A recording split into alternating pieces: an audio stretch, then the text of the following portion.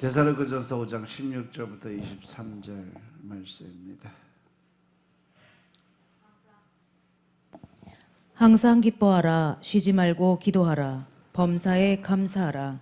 이는 그리스도 예수 안에서 너희를 향하신 하나님의 뜻이니라. 성령을 소멸치 말며 예언을 멸시치 말고 범사에 헤아려 좋은 것을 취하고 악은 모든 모양이라도 버리라.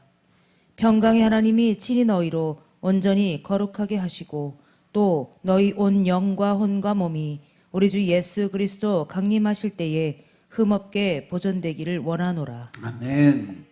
할렐루야. 우리 하나님 참 좋으신 하나님이십니다. 예수가 하나님의 은혜와 평화가 여러분들과 여러분의 가정과 직장과 사업장 그리고 여러분의 자녀들까지 하나님의 은혜가 흐르고 넘치도록 채워지길 주의 이름으로 축원합니다. 자, 우리 따라합니다. 나는 예수님 안에서 모든 사람들을 이해하고 용서하고 사랑하겠습니다. 자, 우리 선포의 기도드립니다. 나사렛 예수 이름으로 명하노니 내 안에 가난의 영, 채무의 영은 떠나갈지어다. 내 앞에 하나님의 축복을 가로막는 모든 악한 영들은 속히 떠나갈지어다. 내 죄로 인해서 나를 떠나갔던 모든 영권, 인권, 물권은 속히 회복되어 돌아올지어다. 아멘. 할렐루야. 내 안에 모든 가난의 영, 채무의 영이 떠나 간 줄로 믿습니다. 하나님의 축복을 가로막는 모든 악한 영들이 떠나가고 나를 떠나갔던 영권, 인권은 물, 권세 위에 그 모든 권세들이 회복되어 돌아온 줄로 믿습니다. 할렐루야. 자, 우리 어서나고 인사합니다. 한 영혼이라도 구원합시다. 한 영혼이라도 구원합시다. 이 시간 나에게 영원히 된 귀한 시간 되시길 주 이름으로 축원합니다. 오전에 이어서 갑니다. 사도행전 2장 1절부터 4절 말씀. 우리들이 어떻게 하면 성령 충만할 수 있을까? 제일 먼저 성령을 받아야 된다 그러죠. 사도행전 2장 말씀은 오순절 날의 말씀이에요. 예수님이 승천하신 지 50일째 되는 날, 이날에 성령이 임하셨기 때문에 성령 강림절이라고 돼요. 한 3,000명 정도가 성령을 받고 모여 예배를 드립니다. 그리고 그곳에서 뭐가 탄생이 돼요? 바로 교회가 탄생을 합니다. 초대교회 때 성령은 교회 원동력으로 부흥이 되고 성령을 배제하고 예배를 드릴 수가 없었어요.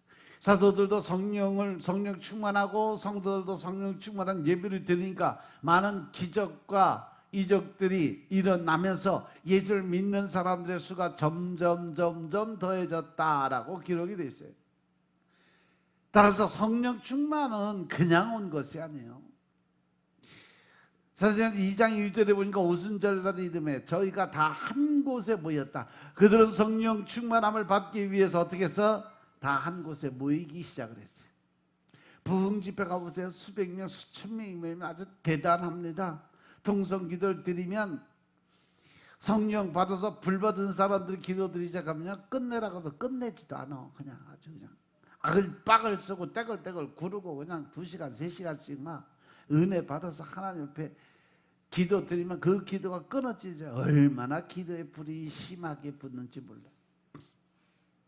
근데 요즘에는 그 성령의 불 받은 기도들이 그렇게 많이 나타나지 않는 걸 볼 수가 있어. 참 안타까워.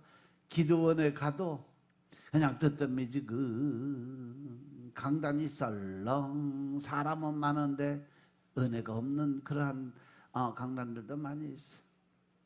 하지만 초대교회에 이렇게 성령의 불이 붙었어. 기도의 불이 붙었습니다. 말씀의 불이 붙었습니다.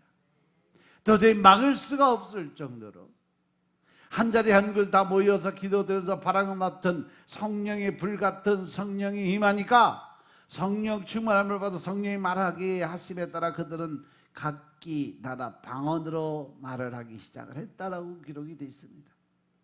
이렇게 하나님께서 내가 너희에게 좋은 것을 주지 않겠느냐고 하신 말씀처럼 성령님께서는 반드시 하나님이 주신 복이기 때문에 우리는 그 성령의 세례를 반드시 어떻게 된다? 받아야 된다. 할렐루야. 따라서 우리 모두 성령 충만함을 받아야 된다는 사실을 명심하시기 바랍니다. 그러므로 해서 우리는 성령으로 거듭나야 되죠. 요한복음 3장 5절에 보니까 예수께서 말씀하십니다. 진실로 진실로 내게 이르노니 사람이 물과 성령으로 나지 아니하면 하나님 나라에 들어갈 수 없느니라. 할렐루야. 중요한 말씀이에요. 여러분들 성령의 세례를 받았느냐 못 받느냐에 따라서 내가 천국을 갈 수 있느냐 없느냐 결정이 여기서 돼요. 왜? 하나님 말씀하셨으니까. 물과 성령으로 나지 아니하면, 거듭나지 아니하면 하나님 나라에 들어갈 수 있다 없다? 없다. 명심하세요. 우리가 아무리 다른 것을 잘해도 성령 받고 성령으로 다시 태어나지 않으면, 성령 세례 받아서 거듭나지 않으면 우리는 천국에 갈 수 없다. 예수 없는 삶이 예수 있는 삶으로 시작되어야 된다는 거죠. 하나님을 모르고 살던 삶이 하나님을 아는 삶으로 바뀌어야 된다, 이 말씀인 것임을 깨달으시기 바랍니다. 그래서 성령을 받지 않았던 사람이 성령을 받아서 새로운 생활이 시작되어야 된다는 거예요. 이렇게 성령이 임하면 성경이 잘 깨달아지고 구구절절 하나님의 마음이 내 안에 들어오게 되어 있습니다. 이것이 바로 전위 은사라고 그래요. 하나님의 말씀을 읽는데 배랑간 그 하나님의 마음, 하나님의 심령이 내 안에 들어와. 그러면 얼마나 때에 따라서는 기쁘고 얼마나 안타깝고 또 언젠가는 또 얼마나 눈물이 흐를 정도로 가슴이 아프고 답답한지 몰라. 우리는 성령으로 거듭나고 성령 받지 않으면 신앙생활이 굉장히 힘이 없어지고 미지근해져요. 그래서 반드시 성령으로 거듭나야 성령 충만함도 받게 된다는 사실 명심하시기 바랍니다. 그래서 우리는요, 이 미지근한 신앙에서 빨리 탈피해야 돼요. 계시록 3장 16절 보면서 내가 이같이 미지근해서 덥지도 않고 차지도 않냐니 내 입에서 너를 통하여 내치리라, 이 말씀 주셨어요. 말세의 교회가 위험하다는 거죠. 지금도 교회 탄압이 들어온다고 교회가 흔들리는 말들을 많이 합니다. 코로나 이후에 깨어나지 못한 사람들도 많이 있어요. 교회가 많지만 성령을 충만하게 받는 교회가 지금 찾아볼 수가 없다고 그래요. 코로나 때 잠든 영혼들이 아직까지도 잠자면서 깨어나지 못한, 그래서 교회 성전에 나오는 것 자체가 귀찮으니까 인터넷으로 예배드리는 그러한 세대들이 지금 뭐요? 코로나 세대의 그 성도들의 모습이요. 또한 성령을 말하면 싫어하는 사람도 있어요. 갈수록 성령 충만한 교회가 없어지게 돼 있다는 거죠. 왜? 사람들이 성령 충만함을 원하지 않아. 성령 충만함을 갈망하지를 않아. 사슴이 시냇물을 찾아가던 것처럼 우리는 성령에 갈급해서 충만함을 구해야 되는데 그렇게 못해요. 왜? 세상 사람들 눈치 봐야 되니까, 환경 조건 따져야 되니까, 사람들의 구설수에 오르기 싫으니까. 계시록에 2장 3장의 그 마지막 교회가 라오디게아 교회예요. 마지막 교회. 교회가 돈도 많고 생활도 좋아졌고 하고 싶은 거 다 할 수 있는 그런 환경을 갖춘 교회. 반대로 스스로 부자라고 축복을 받았다고 생각하는데 예수님은 너희가 차갑든지 뜨겁든지 해야 되는데 미지근하다고 얘기해요. 미지근하면 내 입에서 토해버리겠다고 말씀하십니다. 성령 충만한 불과 바람이기 때문에 미지근할 수가 없습니다. 찬송을 드려도 기도를 드려도 예배를 드려도 아주 뜨겁게 운행되는 것이 바로 성령의 모습인 것임을 깨달으시기 바랍니다. 그래서 성령의 불에 임하게 되면 미지근한 신앙들 다 태워 없애버립니다. 미지근 신앙은 다시 말해서 어정쩡한 신앙에서 벗어나지 않으면 성령 충만하기 어렵다는 거죠. 어정쩡한 신앙 참 많이 있어요. 열심으로 사람들의 눈에 보이기 위해서 열심으로 교회는 나오는데 그 안에 하나님의 마음이 없어, 사랑이 없어, 온유가 없어, 겸손이 없어요. 내가 잘났다고, 내가 똑똑하다고, 내가 믿음이 크다고, 내가 이런 사람이라고 자기 자랑하기 바쁜 사람들이 바로 이런 사람들이에요. 성도들이 지금 배부르니까 신앙이 미지근할 수밖에 없어요. 뭐가 부족해서 뭐가 아쉬워서 눈물을 흘리며 기도를 드리겠냐는 거죠. 돈이 없을 때, 먹을 것이 없을 때, 남들이 자동차 타고 여행 가는 것이 부러울 때 기도 드리는 것을 보면 안타까운 마음에 목이 메일 정도예요. 간절한 기도를 들을 때마다 중보 기도를 드리게 돼요. 어떤 사람은요, 어떤 환경이 조건이 와도 다 그 자리에 앉아서 늘 하나님 앞에 간절함을 호소하는 사람들이 있어요. 그런 모습들을 볼 때는요, 제가 뒤에서 그냥 중보하고, 주님 아시죠? 제 기도 소리 들어 응답하시고, 저들이 하나님의 의를 드러내고, 저들을 통해서 살아계신 아버지의 증거 될 수 있도록 축복해달라고 중보 기도 드릴 수밖에 없는 거예요. 주님의 저들의 기도를 들어달라고 하나님께서 우리의 간절한 마음으로 눈물로 기도드릴 때 하나님은 우리의 기도를 들어준다는 사실 명심하시기 바랍니다. 자식에게 문제가 생겼을 때 얼마나 우리가 간절한 마음을 가지고 기도를 드리냐는 거죠. 오늘날 많은 사람들이 미지근한 신앙을 가지고 있어요. 육신적인 생활 속에서 만족을 누리기 때문에 영혼의 만족을 누리지 않고 영혼이 점점 피폐해지고 신앙은 자꾸 미지근해지는데 육신적으로 만족하며 살아가고 있다는 거죠. 이런 상태로는 성령 충만함을 받을 수 없음을 믿으시기 바랍니다. 미지근한 신앙, 예수님의 입에서 토해내는 신앙은 우리가 버려야 될 믿음의 모습인 것임을 깨달으시기 바랍니다. 늘 연초에 직분 받을 때는 충성한다고 하면서 몇 달 지나서 신앙이 미지근해져 버려요. 이러한 신앙에서 탈피하지 않으면 우리는 성령 충만함을 받지 못한다는 사실 명심하시기 바랍니다. 성령 하나님이 인도하시는 데 쫓아가야 되는데 우리는 세상을 바라보고 환경 조건 따라가며 세상을 쫓고 은혜를 사모해야 되는데 물질을 탐하고 살아가니까 사단이 역사하는 겁니다. 성령이 충만하고 은혜가 오면 하나님께 놀랍도록 축복의 통로로 활짝 열어주신다는 사실 명심하시기 바랍니다. 시편 23편의 말씀처럼 여호와는 나의 목자시니 내가 부족함이 없도다. 우리에게 부족함이 없게 해주시는데 왜 만족함이 없어? 거기에 뭐가 있기 때문에? 내 안에 욕심이 있기 때문에 그래요. 우리는 그 욕심의 마음, 탐심의 마음을 온전하게 내려놓고 버려야 될 줄로 깨달으시기 바랍니다. 그리고 양다리 거치는 신앙 하지 마라. 갈라디아서 5장 17절에 보죠. 육체의 소욕은 성령을 거스리고 성령의 소욕은 육체를 거스린다고 그랬어. 이 둘이 서로 대적함으로 너희의 원하는 것을 하지 못하게 하려 함이라고 기록이 되어 있습니다.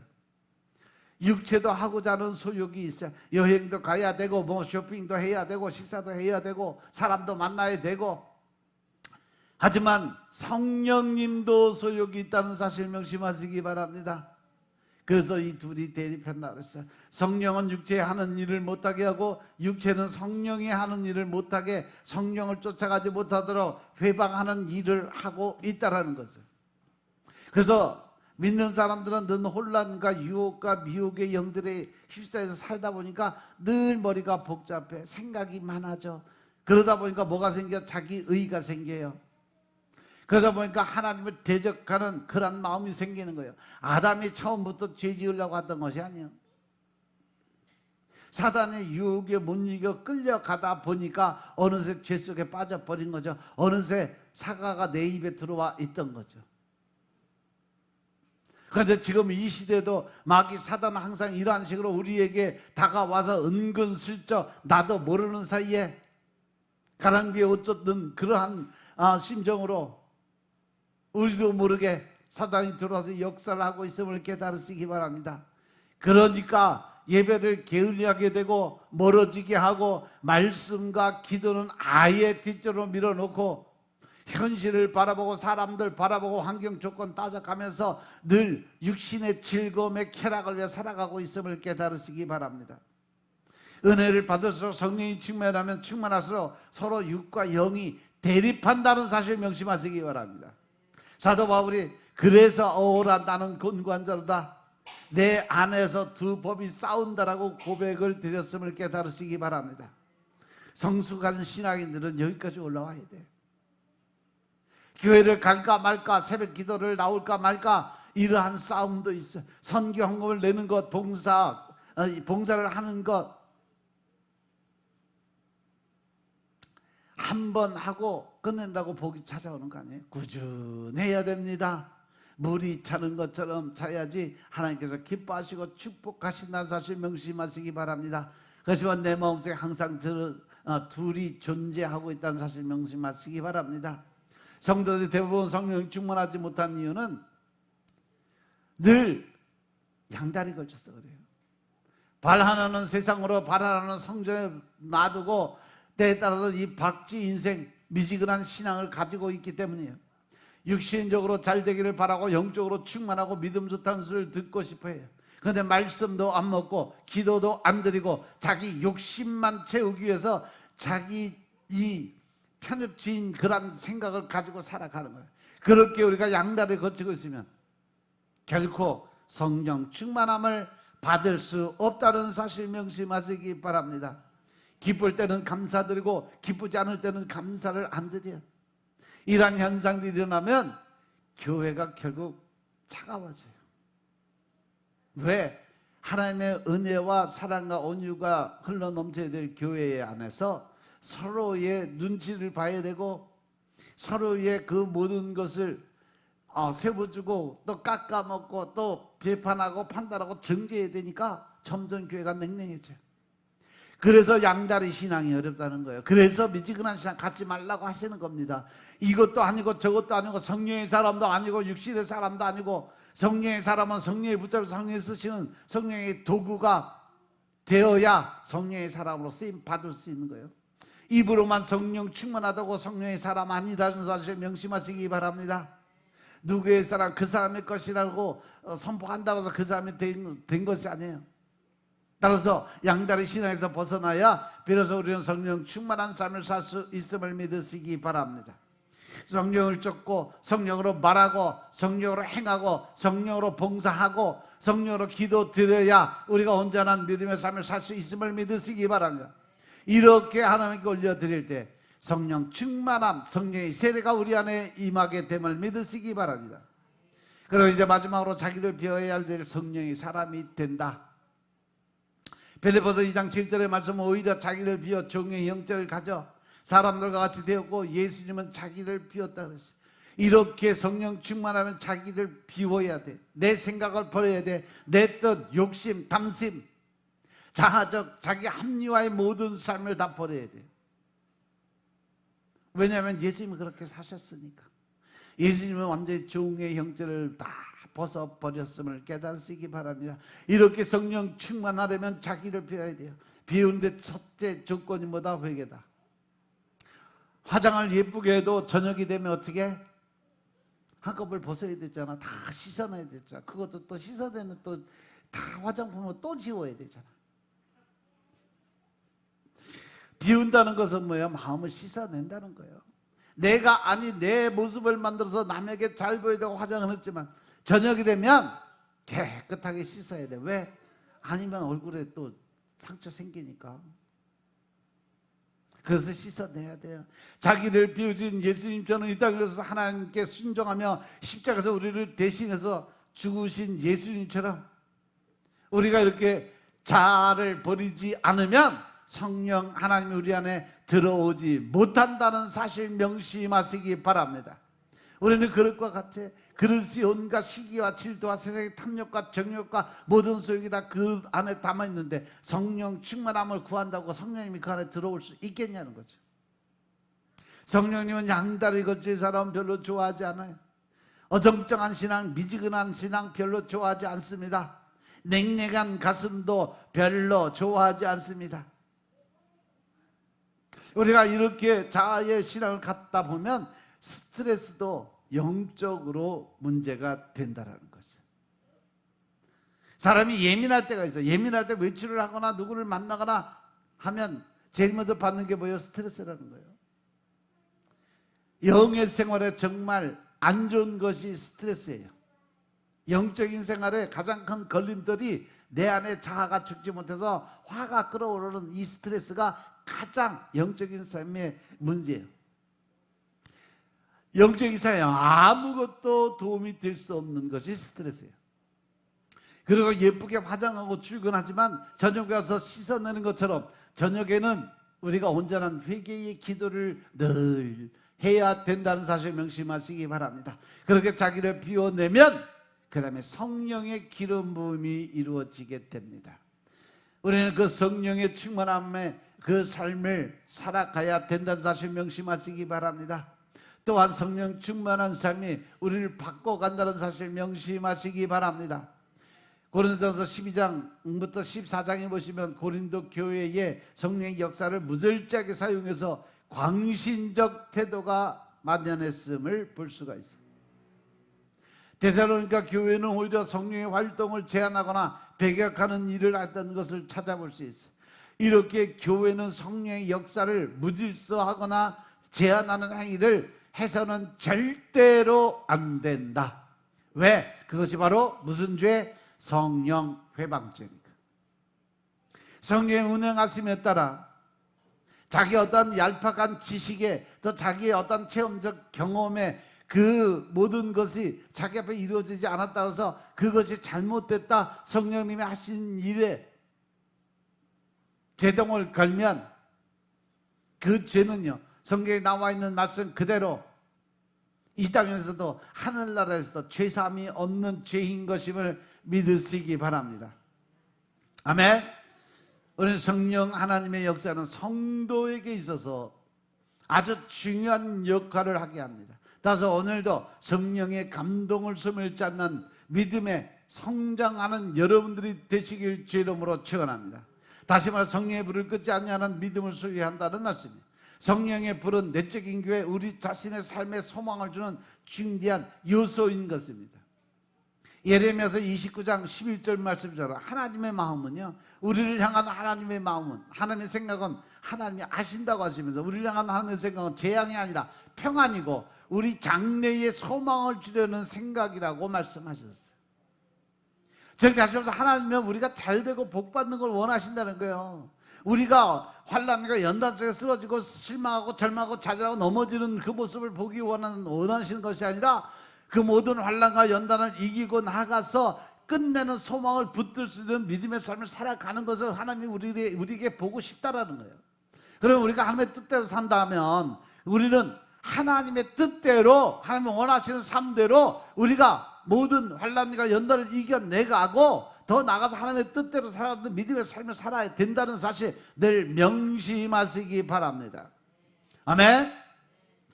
따라서 우리가 하나님께 부르짖으며 와서 하나님께 기도를 드리면 하나님이 우리를 들을 것이고 우리가 전심으로 주를 찾고 찾으면 하나님이 어떻게 한다 그랬어요? 우리를 만나 주시겠다 약속하셨음을 깨달으시기 바랍니다. 따라서 우리가 이 성령의 불을 끄면 영적인 교회는 혼란을 가져올 수밖에 없다. 그래서 여러분들은 늘 이 영적인 삶에 대해서 불이 꺼지지 않게 늘 뭘 해야 된다? 기름을 준비해야 된다. 그 기름은 뭐다? 말씀이다. 할렐루야. 그래서 여러분들 매일 말씀 먹고 매일 그 말씀의 그 뜻을 깨달으면서 그 말씀을 붙들고 기도를 드려야 하나님과 영적인 그 교회 또 하나님과 영적인 교류가 하나가 될 수 있다는 사실 명심하시기 바랍니다. 그리고 일절 예언을 멸시치 말라는 말씀이냐, 직접 계시를 통한 예언인 구약의 말씀이나 사도들의 교훈을 해석해서 가르치는 은사로서 이 예언, 즉 신약의 말씀이 이 두 가지로 나누어지는 것이 있어요. 데살로니가 교회에 있었던 이 예언은 예수님의 재림과 관련된 앞일을 예언하는 것을 말씀하는 거예요. 일반적으로 직접 계시의 견해가 유력한 거죠. 그런데 데살로니가 교회에는요, 이 예언에 대해서 무시하는 사람들이 너무 많았어요. 그 이유는 예언의 은사에 대해서 방언의 은사가 훨씬 더 기적적이고 신비의 형태를 취하고 있었기 때문인 것임을 깨달으시기 바랍니다. 이와 유사한 상황이 고린도전서 14장 5절에서 사도 바울 중 하나님께서는 예언의 은사를 더 큰 은사로 강조한 바가 있어요. 고린도전서 14장 5절에 보니까 나는 너희가 다 방언하기를 원하지만 특별히 예언하기를 원한다. 할렐루야. 여러분들이 생각하는 예언이나 대언의 은사가 사단이 하는 게 아니에요. 하나님이 주신 특별한 은사의 능력인 것임을 깨달으시기 바랍니다. 모든 사람들이 하나님을 믿는 사람들, 예수 믿는 사람들, 성령의 세례를 받은 사람들 다 제일 먼저 하는 게 뭐다? 방언기도. 다 방언하기를 원하지만 특별히 그 방언 안에 예언의 은사가 있어요. 그 예언의 은사 받기를 원한다고 하시면서 방언을 말하는 자가 만일 교회에 덕을 세우기 위해서 통역하지 아니하면 예언하는 자만 못하다라고 말씀하셨어요. 결론은 방언의 은사가 엄청 큰 은사다. 그렇지만 그 방언의 은사를 제대로 활용 못하고 방언 기도 드릴 때 대언하고 그 방언 통변을 해주고 모든 사람들이 알게끔 방언 기도를 드려서 말씀을 선포하는 것 자체는 은혜가 되지만 만약에 그렇지 않고 자기 혼자 떠들고 자기 혼자 흥분하고 자기 혼자 은혜 받고 이러한 것은 예언하는 그 말씀하는 그 대언의 은사를 하는 사람보다 못하다, 이 말씀을 주시는 거예요. 할렐루야. 왜냐하면 예언을 멸시한다는 것은 하나님의 말씀을 멸시하는 거예요. 율법과 복음을 멸시하는 거 하나님과 주님을 멸시하는 행위인 것임을 깨달으시기 바랍니다. 예언의 말씀은 성도들에게 천성과 영생에 대한 소망을 주시는 가장 큰 힘인 것임을 믿으시기 바랍니다. 그리고 우리가 쉬지 말고 드린 기도의 결과는 하나님의 친히 우리를 거룩하게 만들어 주신다라고 하셨어요. 데살로니가 전서 5장 23절 말씀 보니까 평강의 하나님의 친히 너희로 온전히 거룩하게 하시고, 할렐루야. 또 너희 온 영과 혼과 몸이 우리 주 예수 그리스도의 강림하실 때 흠없게 보존되기를 원하노라. 이 말씀 보면요, 우리가 천국에 갈 때는 어떻게 가요? 있는 모습 그대로 육신 자체도 다 영, 혼 다 함께 하늘나라로 올라간다는 거예요. 그래서 너희 온 영과 혼과 몸이 예수님이 이 땅에 강림하실 때 그대로 보존된다는 사실 명심하시기 바랍니다. 이 말씀은 계시록에도 나와요. 예수님이 재림의 나팔을 불면 땅이 그 삼켰던 자들 다 어떻게 무덤의 뚜껑이 열려서 그 사람이 다 살아서 나오고, 바다에 빠져서 바다가 삼켰던 모든 자들을 다 뱉어내서 그 사람들이 다 다시 이 땅에 나타나게 되어 있다. 하나님을 믿지 않는 사람들이 농담적으로 요즘 하는 말이 뭐냐면 자기는 천국에 갈 일이 없대. 왜? 착한 사람이 너무 많아서 천국이 꽉 차가지고 다 나머지 사람은 지옥에 갈 수밖에 없어요. 나는 멋대로 살다 지옥 간다고 그래. 농담적인 얘기 같은데 너무 무식하게 모르는 소리요. 나중에 이 땅이 하늘의 보좌가 이 땅으로 내려와서 이 땅 전체가 천국이 되는 거예요. 계시록 21장 말씀 보면 바로 신천지 새하늘과 새 땅이 이루어지는 과정을 쭉 기록해 놨는데, 우리가 하늘나라로 올라가는 것이 아니라 하늘의 보좌가 이 땅으로 내려오게 돼 있어요. 그리고 나서 뭐가 없어져요? 제일 먼저 바다가 없어집니다. 성경에 기록된 대로. 그리고 그 땅에 모든 사람들이 다 천국의 에덴, 제2의 에덴 동산이 바로 이 지구가 된다는 사실 명심하시기 바랍니다. 아멘. 이 평강의 하나님, 이 말씀은 바울서지 여러 곳에서 나타나요. 사도 바울이 하나님의 평강의 하나님의 말씀을 전하는 것은 하나님께서 예수 그리스도를 통해서 인간을 포함한 모든 피조물과 자신 사이에 평화를 이룩하신 평화의 근원이시기 때문인 것임을 깨달으시기 바랍니다. 골로새서 1장 19절부터 20절 말씀 보면 아버지께서 모든 충만으로 예수 안에 거하게 하시고 그의 십자가의 피로 화평을 주사 만물 곧 땅에 있는 것들과 하늘에 있는 것들을 그로 말미암아 자기와 화목케 하시기를 기뻐하신다고 했어요. 그리고 데살로니가 5장 23절에 너희를 온전히 거룩하게 하시고는 그리스도인의 성품이 최종적으로 완전하게 된다는 사실을 말씀드리는 거예요. 이러한 성화의 과정은 바로 내주하시는 성령의 역사의 결과인 것임을 믿으시기 바랍니다. 데살로니가 4장 7절 8절의 말씀 보면 하나님이 우리를 부르시면 부정케 하심이 아니고 거룩케 하기 위해서다. 그래서 저버리는 자는 사람을 저버림이 아니고 너희에게 그의 성령을 주신 하나님을 저버리는 거다. 무서운 말씀이에요. 여러분들 명심하시기 바랍니다. 데살로니가서 4장 7절 8절 말씀이요, 하나님께 기도드리는 믿음은 하나님께서 친히 우리의 성도를 거룩하게 하시는 선물인 것임을 깨달으시기 바랍니다. 여기서 이 거룩하심은 성화의 과정을 말씀하시는 거예요. 성화는 더 좋아지는, 아름다워지는, 멋들어지는 역사. 따라서 믿음으로 기도드리는 성도는 아름다워질 수밖에 없다. 왜? 그 마음의 성품이 누굴 닮아가니까? 예수 그리스도의 성품을 닮아가니까. 그 예수 그리스도의 성품은 어떠한 성품이다? 온유하고, 나는 마음이 온유하고 겸손한 자입니다. 할렐루야. 온유와 겸손의 마음을 가지고 세상을 바라보면 그 마음속에 평안이 오고 위로가 오게 돼 있어요.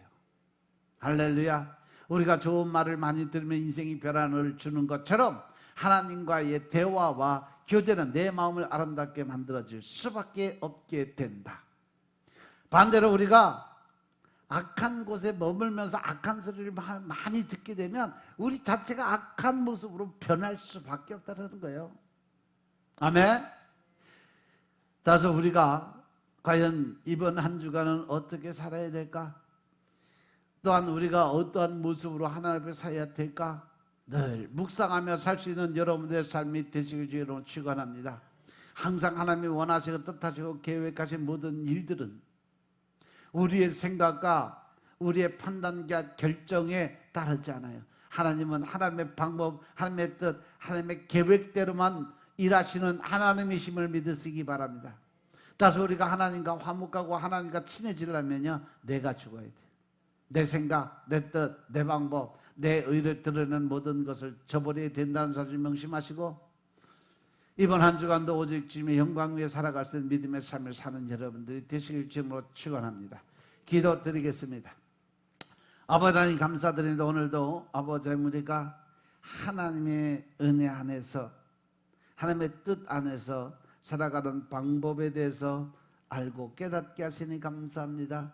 또한 말씀을 통해서 우리의 변화된 삶을 깨닫고 알게 하시니 감사합니다. 늘 신령과 진정의 마음으로 하나님의 뜻과 의를 알게 하시고 깨닫게 하여 주옵소서. 그랬듯이 하나님의 안에서 이루어진 것처럼 이 땅에서도 우리의 삶을 통해 하나님의 뜻이 이루어질 수 있도록 축복하옵소서. 이번 한 주간도 나는 죽고 내 안에 계신 예수 이름으로 살게 하시고 하나님을 기쁘게 하고 하나님을 웃게 할 수 있는 하루하루의 삶이 이루어질 수 있도록 성령님이 도와주옵소서. 모든 말씀 우리 주 예수 그리스도의 이름으로 감사드리며 기도드려 싸움나이다. 아멘.